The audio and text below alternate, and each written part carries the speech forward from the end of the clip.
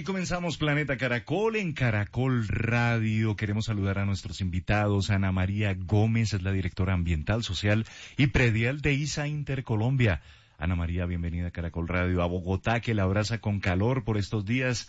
¿Cómo va todo? Hola Fidel, un gusto, muchas gracias por recibirnos aquí en este programa tan especial. Y sí, bastante calor está haciendo en Bogotá hoy, será efecto del cambio climático. También influye, sin duda, influye totalmente. Cristian Augusto Remolina Álvarez, gerente de proyectos de ISA Intercolombia. Hombre, Cristian, ¿qué tal? ¿Cómo va todo? Bogotá, donde usted vivió un tiempo, ¿cómo la ve? Fidel, muchas gracias por atendernos y pues muy feliz de estar acá. Y Bogotá pues ha cambiado mucho. Un poco más caliente de cuando la dejé hace casi 8 años y pues definitivamente es una ciudad espectacular. Es la casa de todos, sin duda. Bogotá es la casa de todos, aquí con los brazos abiertos de todas las regiones de Colombia para vivir y para vivir mejor. Y para vivir mejor justamente tenemos que hablar de lo que ha pasado. Más de 100.000 hectáreas se han consumido en Colombia en lo que va de enero a agosto de este año como consecuencia de incendios, de quemas que algunas son programadas. Pero bueno, esto lo vamos a poner en un contexto y es el contexto de la interconexión eléctrica que tiene Colombia. Ahí vamos a profundizar sobre si hay o no legislación, el impacto que tienen estos incendios, qué se está haciendo para ello. Inicialmente, Ana María, cuéntanos la labor que viene desplegando ISA Intercolombia frente a este fenómeno que nos afecta a todos, por supuesto. Bueno, Fidel, desde hace 2 años venimos trabajando de la mano con Caracol para educar e informar a las comunidades de nuestras áreas de influencia, al público y a la audiencia en general, sobre los efectos de las quemas, no solamente en las líneas de transmisión, sino también en los ecosistemas y en el medio ambiente. Hemos hecho campañas radiales, divulgación en medios impresos y, digamos, en el voz a voz y en nuestro relacionamiento directo con las comunidades y autoridades locales.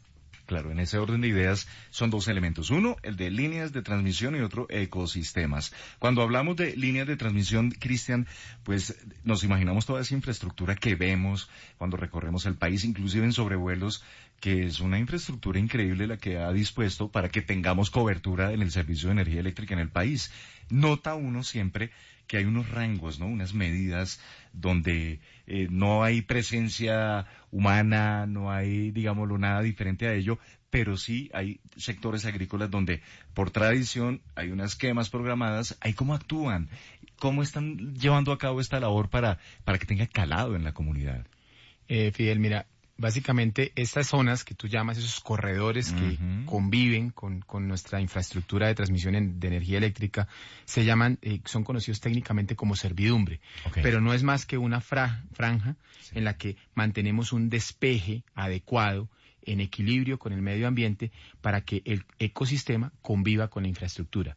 Lo que pretendemos allí es que precisamente en estas zonas no se hagan ningún tipo de quemas por parte de la población campesina. ¿Por qué?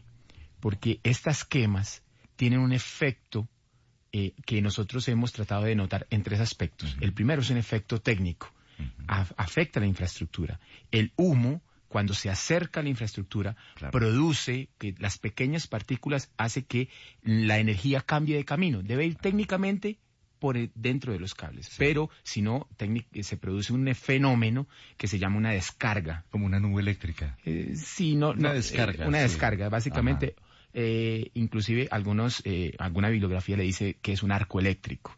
Y básicamente lo que hace es desviar el camino de la energía y se va a través del humo. El humo, a través de esas pequeñas partículas, hace que la energía camine en un sentido que no debe ser, que baje a la tierra o que afecte la zona que está circundante a la torre. Ese es el primer efecto. El segundo, obviamente, que es el efecto para el sistema de transmisión nacional. Una salida del sistema afecta la confiabilidad del sistema. Y el tercero y muy importante es el tema de la seguridad, tanto de las personas como de los animales que están circundantes allí a estas zonas donde se está produciendo la quema. Y no solamente por el fenómeno del arco, sino que en sí mismo un incendio forestal, un incendio ocasionado en virtud de una tradición de los cultivos, tiene un efecto sobre las personas desde el punto de vista del humo, contamina el medio ambiente, afecta la salud de las personas y pues ya las dos primeras consecuencias que mencioné. Claro, perfecto. Esta situación es muy común en Colombia. La observamos en nuestro país, Ana María, y por ello ustedes a través de ISA Intercolombia pues están desplegando una labor pedagógica importante. ¿En qué regiones de Colombia particularmente están trabajando? ¿O cuáles serían, igual como pregunta, esas zonas de mayor vulnerabilidad para el sistema que se puedan advertir desde este momento? Bueno, nosotros tenemos en este momento líneas de transmisión en 354 municipios del país. Esos municipios van desde la costa atlántica, todo el centro del país hasta el sur del país, incluso parte un poco de la zona oriental de Colombia. Esa es toda la zona interconectada y nosotros somos el mayor transportador de energía en Colombia. Toda esta campaña en torno a las quemas la estamos desarrollando en esos 354 municipios. Donde se han presentado más eventos han sido en el centro del país, Tolima, Santander y Cundinamarca. Y Antioquia. Y en Antioquia también se han presentado estos eventos. Entonces allí también estamos concentrando esfuerzos para reforzar los mensajes y que se entienda la magnitud de estos efectos que traen las quemas. Insistimos, no solamente sobre el servicio de prestación, la prestación del servicio de energía, sino también sobre las personas y sobre el medio ambiente. Y notamos entonces que son departamentos que se dedican a la agricultura en buena parte, ¿no? Tolima, con las arroceras, todo eso. Cundinamarca, Santander. Santander, sí, y Antioquia. Claro, el tema cafetero y todo ello. Sí. En ese orden de ideas, Cristian, los daños y los efectos, ya nos mencionabas lo del humo, son bárbaros. Hay niveles de pérdidas, ¿cómo actúan cuando hay un incendio? ¿Qué pasa allí? Lo primero que hacemos técnicamente es evaluar la condición de los equipos. Okay. Los equipos podrían o no podrían sufrir algún tipo de efecto. Hemos tenido casos en los que las llamas se salen de control a tal nivel que alcanzan los cables y los rompen, pues son cables de aluminio, claro. Sí, aluminio y acero. Entonces estas aleaciones pues tienen un punto en el que ya la llama ocasiona un daño permanente. Lo que hacemos es primero verificar la condición del sistema. Bueno, hay un momento cero. Cuando se produce la descarga, nosotros tenemos un sistema de protecciones que desconecta automáticamente toda la línea de transmisión. ¿Con qué objetivo? Pues guardar la seguridad de las personas y del sistema. Esos sistemas actúan de forma inmediata. Es como una inteligencia artificial, saben cómo responder ante un evento de estos, un incendio. Sí, son unos computadores de propósito específico y estos los desconectan en unas velocidades impresionantes, 400 milisegundos, es lo que nos pide la norma en Colombia y nosotros estamos desconectando alrededor de 50 milisegundos. Es muy rápido realmente. Entonces, primero se desconecta. Segundo, entramos a evaluar la zona. Se evalúa los registros, estos computadores nos dan un tipo de registros, nos permite evaluar cuál es la condición del equipo y luego tratamos de normalizar. Si se presenta un daño de forma permanente, el sistema se mantiene completamente aislado y si no, él se recupera. Pero lo que sucede entre que se desconecte y se vuelva a reconectar en función de que no haya ningún tipo de daño, pueden pasar varios minutos porque tenemos que esperar a que el humo se despeje. Claro. ¿Sí? Indudablemente aquí el factor que más apremia es el factor de contaminación. Y ya no estamos hablando solamente del CO2 y la contaminación y el efecto invernadero, sino que efectivamente en esa micronube que queda alrededor de la línea, pues tenemos que esperar a que se despeje. Claro, correcto. Hablábamos, Ana María, de la manera como están desarrollando campañas pedagógicas. ¿Es fácil acceder a la comunidad? ¿Cómo ha sido ese contacto con ellos cuando ustedes llegan y les exponen que en efecto estas quemas, algunas accidentales, otras que se producen por agricultura, pues generan unos daños gravísimos, no solo a la infraestructura, sino al entorno y al medio ambiente y también al tema ecológico? ¿Cómo ha sido esa comunión, ese contacto con las comunidades, la manera como les han aceptado los planteamientos, todo ello? Bueno, realmente la comunidad ha sido abierta y ha ido entendiendo poco a poco, porque además ellos mismos ven los efectos que estas prácticas producen, han ido entendiendo poco a poco que esa práctica tradicional que se ha utilizado en Colombia y en otros países también, que es tumbar o rozar el terreno, luego quemar y luego volver a sembrar, que esa no es una buena práctica. Ellos han tenido apertura y han ido entendiendo, porque esa no es una buena práctica. Hemos hablado mucho de que esto afecta al medio ambiente, entonces voy a contarte cómo lo afecta. Primero, al cambio climático, claramente, porque todos estos aires o gases que salen de las quemas, el humo, tiene unos gases de efecto invernadero. Eso es básicamente unos gases que hacen que el calentamiento se intensifique, lo que hemos conocido todos como el calentamiento global o el cambio climático, que es algo con lo que la mayoría estamos familiarizados. Eso hace y además lo vivimos, porque a veces hay inviernos más intensos, veranos más intensos, uno dice el clima está como loco, porque en Bogotá hace calor y en Medellín hace frío, en fin, con lo que empezamos conversando. Sí. Y eso también lo viven los campesinos en su día a día. Dicen, ya no puedo sembrar como antes con los regímenes de lluvias y de verano, porque el tiempo ha cambiado mucho. Eso en parte lo producen esas quemas que generan esos gases hacia el ambiente. Por otro lado, quemar el suelo es de las prácticas más dañinas que hay, porque no solamente, al principio se creía que todo quedaba limpiecito y listo para sembrar, pero estás quemando todos los nutrientes, cambiándole todas las condiciones al suelo. Entonces, realmente cuando se quema un suelo, es más difícil que los cultivos. Con el paso de los años, cuando ya van muchos periodos de tumba y quema, el suelo va perdiendo y perdiendo capacidad hasta que en el suelo casi que no crece nada y pierde la productividad. Entonces el campesino también ha ido viendo sobre la práctica que ese no es un buen método. Y por último, pues también se afecta a la biodiversidad, porque además asociado al suelo y a los bosques, en fin, hay una cantidad de animalitos partiendo desde los insectos, las larvas, los gusanitos, las aves que comen la mantica chiquita, y obviamente si estamos hablando de un incendio forestal, pues toda la biodiversidad asociada a ello, desde aves, reptiles, mamíferos, en fin, todos los animales y la diversidad de plantas que viven en un bosque.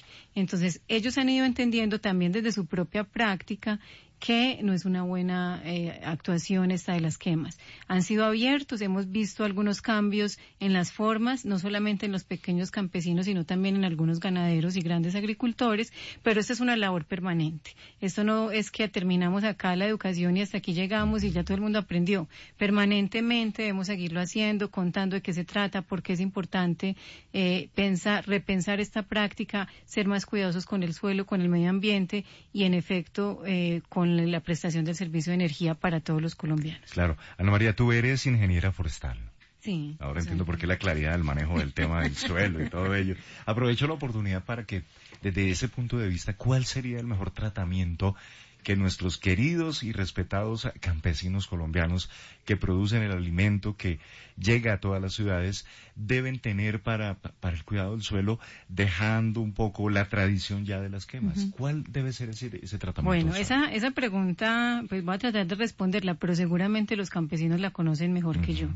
Básicamente exige mucha labor manual, ¿cierto? Hacer toda la limpieza del terreno de una forma manual, algunas veces ayudados pues también con una pequeña maquinaria y equipos agrícolas pequeños, no en ningún momento tampoco un arado intensivo, sino en la medida de lo posible limpiar el suelo, lo menos posible que haya que limpiarlo.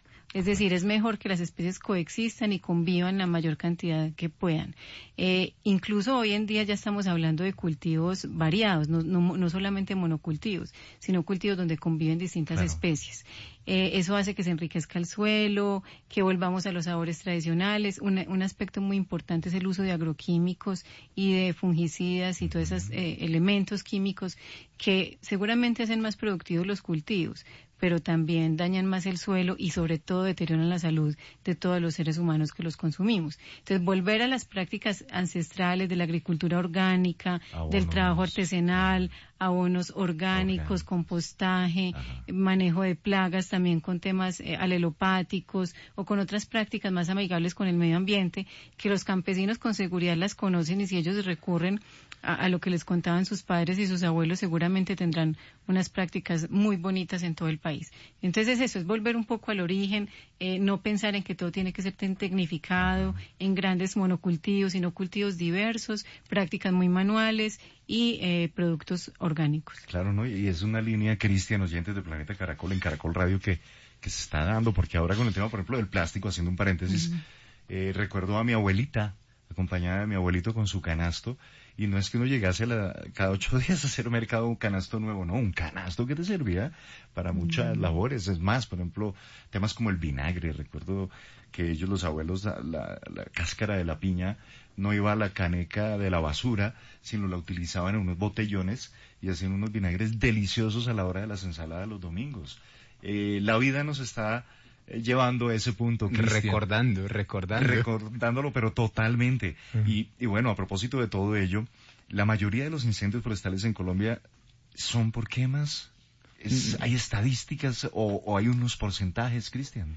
No tengo porcentajes en este momento, pero sí tenemos un reporte que aproximadamente el año pasado, por incendios forestales de diferentes causas que no son el tema de la siembra que estamos mencionando, se recibieron casi 100 reportes por parte de las autoridades.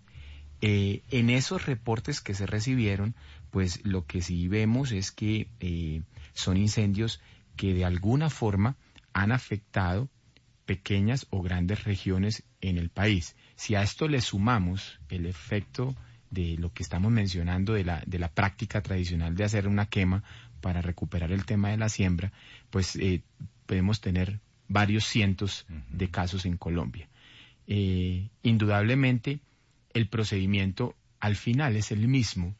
Un incendio tiene sus consecuencias, independiente si su causa es por un fenómeno accidental, exceso de calor, los vidrios con un rayo de sol incidente muy fuerte, o si es un tema de un incendio deliberado. Sí, es deliberado, la práctica es una práctica deliberada. Y ojo que, como lo mencionabas antes, Cristian, el tema del aire, obvio, hay contaminación, pero si cerca hay fuentes hídricas, también este humo y esas partículas van a caer al río, a la quebrada. Sí, claro. Ahí tenemos una serie de consecuencias que indudablemente el principal afectado es el ecosistema circundante al punto del incendio. Y esto va mucho más allá de nuestra infraestructura, porque nosotros, pues, obviamente acá queremos hacer mención al impacto sobre el sistema eléctrico, pero como ciudadano, como una persona con una conciencia ecológica, vemos que claramente esto es un tema que trasciende el tema eléctrico. Claro, sin duda. Son nuestros invitados hoy Ana María Gómez, es directora ambiental, social y predial de ISA Intercolombia. Cristian Augusto Remolinas, gerente de proyectos de ISA Intercolombia.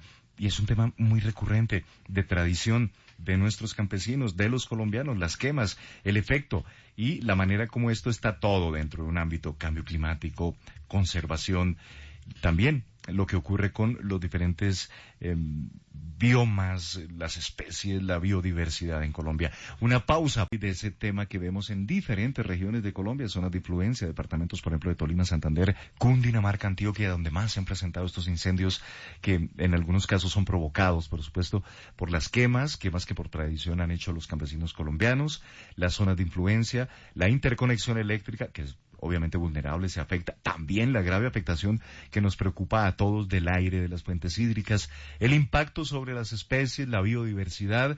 Y por ello quiero hacerles una pregunta, tanto a ti, Ana María, como a Cristian. En Colombia hay legislación en materia de, punto uno, los corredores que nos explicaban al comienzo, de qué manera puede esto llevarse a cabo. ¿Tenemos clara esa legislación, Ana María? Bueno, en Colombia claro que sí hay legislación. Lo primero es que existe una resolución que es la número 532 del 26 de abril de 2005. Esa resolución fue emitida en conjunto por los ministerios de Agricultura y de Ambiente, buscando disminuir las quemas y establecer un mayor control a la contaminación atmosférica, prevenir incendios, velar por la salud y los ecosistemas y las zonas protectoras de cuerpos de agua e infraestructura. Esa es una normativa genérica en cuanto a la prevención de las quemas para proteger el medio ambiente, como digo, la salud y los ecosistemas. Pero además también hay una reglamentación técnica que le doy la palabra a Cristian para que la explique. Vale.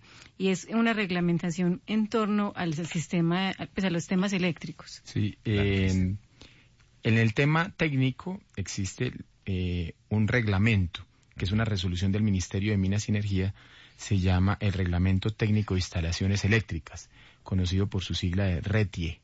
¿sí? Este reglamento establece cuáles son el ancho de la servidumbre de estas franjas que se encuentran debajo de las líneas y también las distancias de seguridad que deben permanecer, además de cuáles son las condiciones en las cuales deben mantenerse estas franjas, libres de infraestructura de vivienda, ¿cierto? Y una serie de detalle técnico que su mensaje general es no solamente definir una normalización para el tema técnico, sino dar los parámetros para la seguridad del sistema eléctrico y la convivencia con las personas. Muy bien, o sea, tenemos las herramientas legales, jurídicas y de ley, de norma para actuar. Ana María, ¿se tiene tabulación, se tiene de pronto información sobre especies que resulten afectadas en los departamentos, las regiones más vulnerables a incendios forestales? Por ejemplo, hay corredores biológicos donde tenemos el jaguar o dantas o las aves y los insectos. Me encanta que te hayas preocupado por los insectos porque nadie piensa en ellos. Y créeme que tanto una quema como estos cambios radicales que estamos viendo en el ambiente los afecta a ellos increíblemente. Y ellos son también generadores de vida con el tema de la polinización y bueno, todo aquello. Pues los inventarios de flora y fauna que tenemos en ISA Intercolombia son inventarios voluminosos, ¿cierto? Y tenemos identificadas las especies más predominantes y relevantes de cada ecosistema y cada zona. En este momento, pues no podría decir exactamente cuáles de esas especies se han visto afectadas por actividades de quema en específico, pero sí es claro que al quemar un ecosistema, independiente de que sea un cultivo o una zona de pastos, que eso puede expandirse también a una zona boscosa, un rastrojo, se van a ver afectados animales de todas las clases faunísticas, desde mamíferos pequeños como los roedores, o desde, incluso eso genera desplazamiento de los animales porque ellos salen a protegerse y se van a otros sitios. Entonces, eventualmente un jaguar, que es una especie con la que trabajamos desde ISA, con nuestro programa Conexión Jaguar, el jaguar se desplaza a buscar otros sitios y entonces ahí es donde termina el jaguar comiéndose la gallina o el ternero que no se tenía que comer porque no tiene su hábitat donde vivir. Entonces, no solamente afectamos animales, sino que también los desplazamos al acabar con sus ecosistemas. En cuanto a los insectos, hay un insecto que es muy importante del que yo quisiera hacer mención y son las abejas. Totalmente. Las abejas cumplen un papel que no nos alcanzamos a imaginar cómo es de importante en la vida y en los ecosistemas. Y a veces nos parecen malucas porque pues nos pueden picar o porque qué miedo esta abeja, en fin. Echémosle humo a este panal para que se espante. En fin, las abejas cumplen una función impresionante en el equilibrio de los ecosistemas, desde la polinización, desde la fertilización de algunas plantas, en fin, de cómo ellos generan como un equilibrio. Ese animalito tan pequeñito tiene un papel muy relevante en el equilibrio de la naturaleza. Y yo les digo, y otra vez traigo a colación a mi familia, a mi papá, gran amigo de las abejas. De joven tenía unos paneles increíbles, la miel, todo ello, y no tenía protección, es decir, se acercaba a su panel y las abejas le caminaban por la cara, los brazos sin problema. Yo creo que lograron un nivel de confianza increíble. Se apoyaban los unos a los otros. Qué bien. Es importantísimo eso. Y lo de Conexión Jaguar, quiero hacer un paréntesis también porque esta semana una compañera de la redacción, Ana Beatriz Ángel, me mostraba cómo en el eje cafetero, donde usualmente no han visto jaguares o no hay corredores biológicos que correspondan a la dinámica de la jaguar en Colombia, pues vieron uno en una finca de plátano y todo ello, y si se da la ocasión para que haya una comunicación, yo después los pongo en contacto con Conexión Jaguar, porque seguramente pasó eso. Este jaguar lo sacaron de su zona y ahora terminó como desplazado en una región de producción de plátano allí en el eje cafetero. Y para los amigos que viven en esa zona, por favor no le vayan a hacer daño, por el contrario, llamen a la autoridad ambiental y tengan control simplemente sobre esa situación. Cristian, ¿cuál sería la recomendación, el ABC, lo que yo inclusive desde la ciudad debo tener en cuenta, recordar a los amigos en las zonas rurales que debemos tener muy presente para evitar este tipo de quemas, para prevenir? Yo creo que también hay que jugar con esa palabra clave, prevenir. Hay puntos donde de pronto se acumula capa vegetal, en fin, que debemos actuar para evitar que haya incendios. ¿Cuáles serían las recomendaciones? Las recomendaciones, pues en primera instancia es no provocar este tipo de incendios de forma artificial. ¿Sí? Es guardar estas buenas prácticas a las que hemos estado haciendo mención en este tiempo, en este momento, en esta entrevista. Y bueno, y si ya se presenta por una causa exógena, por algún tema accidental, pues lo primero es la seguridad.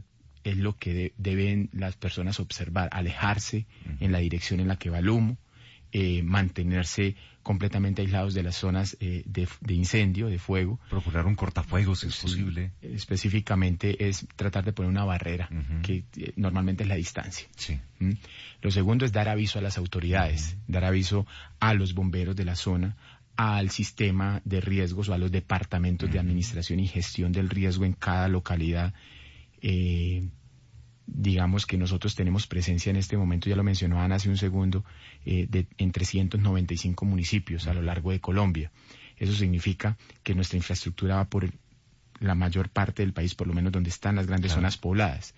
Y en este caso viene nuestro tercer llamado, es que si además de permanecer aislado, poner una barrera a una distancia, se le da aviso a las autoridades y ven una infraestructura de nosotros cerca a la zona del incendio o se ve afectada por parte del humo, nos pueden llamar. ¿A qué línea? 018000 94 2001. 018000 018000 94 2001. Perfecto. Esta es una línea en la que nosotros recibimos felicitaciones, quejas y algún tipo de reporte como este. Sí. Auxilio, ayúdenme. Indudablemente nosotros no somos una autoridad y no somos bomberos. De acuerdo. Lo que pretendemos con este llamado es correlacionar el incendio con la falla del sistema para tratar de recuperar el servicio lo antes posible. Y desde uno de nuestros centros de transmisión que tenemos 4 grandes centros en Colombia, poder enviar las personas técnicas apropiadas con el conocimiento que es necesario para recuperar el servicio de transmisión de energía eléctrica. Por eso el tercer llamado es, primero, protéjase. Segundo, dele notificación a las autoridades y pida ayuda especializada en el manejo de incendios. Claro. Y tercero, le pedimos el favor que si está en la zona y ve una infraestructura cercana, nos dé una llamada para poder enviar, además de los bomberos, los técnicos especializados que recuperen el servicio. Ana María, gracias por todo tu conocimiento y la gestión. Lo mismo, Cristian, gracias por estar acá en Caracol Radio, en Planeta Caracol. Fidel, muchas gracias por abrirnos el espacio, abrirnos los micrófonos. A los oyentes, gracias por escucharnos y por prestarle atención a esta explicación. Claro que sí. Y todos hacemos parte de esa cadena para proteger la vida, el aire, la vida, lo verde, toda la salud del planeta. Si el planeta está bien, todos estamos bien. Siempre en Planeta Caracol tenemos más.